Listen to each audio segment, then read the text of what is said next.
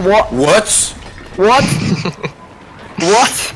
What did you do? Is that? I feel like we're gonna get banned for that.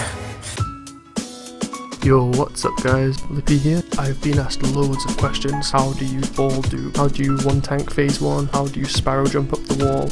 I figured I would make a tutorial video on how to do those things. And, you know, let everybody know how it's done.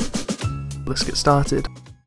Let's start with one of the more widely known tricks, which is orb duping. Now, what orb duping allows you to do is deposit an orb and drop the orb at the same time. This is super helpful in first encounter and final encounter, where you can deposit multiple orbs at the same deposit terminal. Let's take a look at the mouse and keyboard inputs and break it down.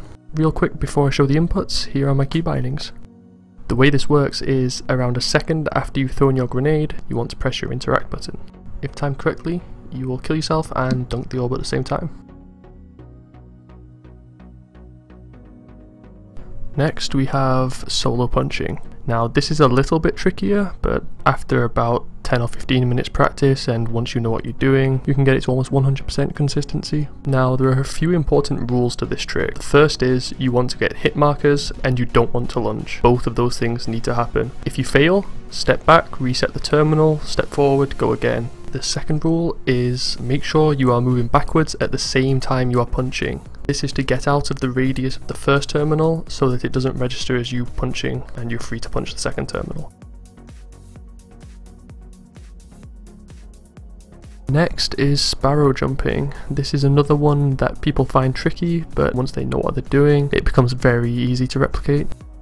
The steps are as follows. Boost up to the ramp. As soon as you hit the ramp, boost again, dash into the wall, and then hold D. Holding D is super important here because it means you get off on the right side of your Sparrow instead of the left side of your Sparrow. If you jump off the right side of your Sparrow, you will clip into the wall and you'll get a massive boost of momentum upwards. That's key for making this successful.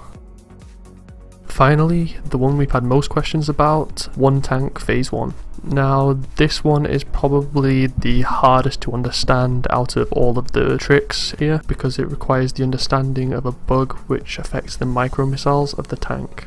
Essentially what this bug is that the micro missiles from one person's tank builds up over time, and when the second person shoots the boss from the same tank or another tank, it activates all of that built up damage and procs all of that built up damage, resulting in a one-shot kill.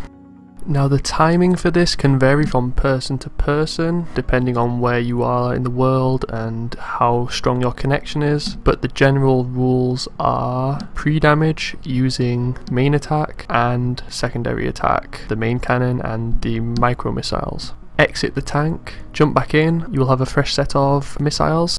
Move forward to avoid damage from the barrage, then repeat the process. Keep repeating this until the tank timer gets low, then hop out, let your teammate jump in, and shoot the tank with a main attack.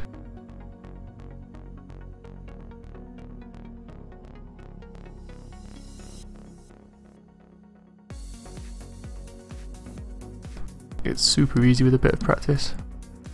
Hopefully this video helped some people understand some of the tips and tricks that we used in our record run, and if you'd like to see any other advanced raid tip videos, like, subscribe and comment below. Peace.